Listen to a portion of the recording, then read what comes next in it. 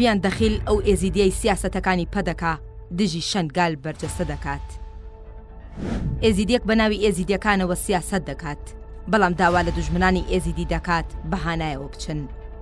عوسمانیەکان لە مێژوودا 55 جار ئێزیدیەکانیان کۆمەڵکوژ کردووە. کەچی ڤیان دەخیلی بەناو ئێزیدی داوا دەکات عێراق لەگەڵ تورکیا کار بکات بۆ ئازادکردنی شەنگال، کە ئەو پێی وایە ئێستاش شەنگال داگیر کراوە. ڤیان دەخیل کە بە ناوی ئێزیدیەکانەوە و لەسەر پشکی پەدەکە بۆتە پەرلەمانتار لە عێراق و لە هەموو کایەکانیشدا شەنگال و ئێزیدیەکانی کردووەتە چەکێکی بەهێز بۆ بەرجەستەکردنی سیاسەتەکانی خۆی. ڕۆژێک لە ڕۆژان ئامادە نەبووە بچێت و لە نزیکەوە لە دۆخی ئێزیدیەکان بپرسێتەوە کە بەدەستی داعش کۆمەڵکوژ کرانەوە. تەنانەت ڕۆژێکیش بیری لەوە نەکردەوە ئەو حیزبەی ئەو کاری بۆ دەکات ئێزیدیەکانی خستە بەر تیغی ڕمی داعش. ڤیان دەخیل کێیە؟ ڤیان دەخیل سەعید لە ساڵی 1970 لە گوندی دەوڵا لە باکووری شەنگال لەدایک بووە. باوکی ڤیان ناوی دەخیل سەعید خدرە و لە چینی شێخەکانن. ڤیان و خێزانەکەی پەیوەندێکی پتەویان لەگەڵ پەدەکە هەیە، بەڵام ئەوەی نیشانی پرسیاری لەسەرە هەبوونی هەندێک بەڵگەیە لە دەستی پەدەکەدا کە ئەمە ناکۆکی لەگەڵ ئەنجومەنی ڕۆحانی و کۆمەڵگەی ئێزیدی دروست کردووە و تا ئەم ڕۆژماڵی میر و ئەنجومەنی ڕۆحانی ئێزیدی ئەگەرچی نزیکن لە پەدەکەوە، بەڵام ڤیان دەخیل و خێزانەکەی قبوڵ ناکەن. هەر بۆیە هەندێک سەرچاوە باس لەوە دەکەن کە ئەو خێزانە لە ترسی ئەوەدان ئەگەر لە پەدەکە دەربچن ئەوە پەدەکە ئەوەی لە دەستیدایە ئاشکرای بکات. دوای ئەوە ڤیان دەخیل و خێزانەکەی دەبنە خاوەنی پارە و سامانێکی زۆر. لە شەنگال زەوی و ماڵ دەکرێت. پرۆژەیەکی نیشتەجێبوون سیتی لە ناو شەنگال دروست دەکات.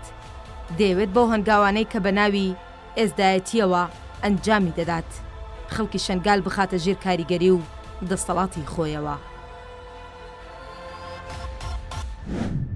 يعيش اليزيديون الآن في جبل سنجار. سيد الرئيس نذبح. بۆچی ساڵی 2014 ڤیان دەخیل لە پەرلەمانی عێراقەوە گریاوتی ئێمەیان بە داعش فرۆشت.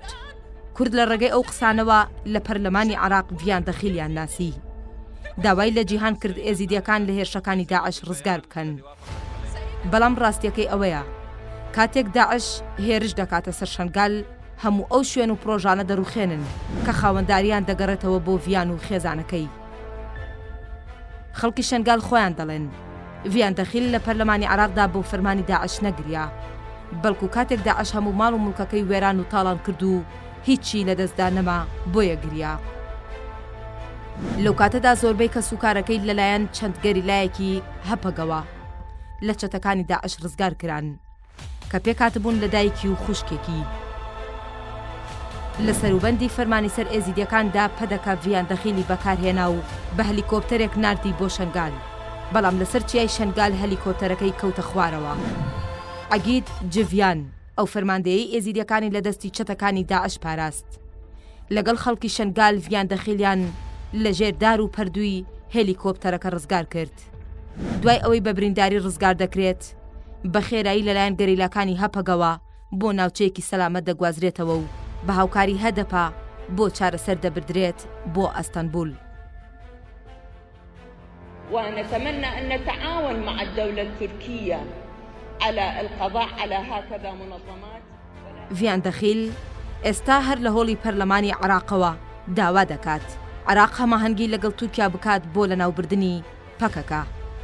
ئەم قسانە بۆ جێبەجێکردنی فەرمانێکی نوێ لە بەرگی ڕێکەوتنێکدا لێک درایەوە.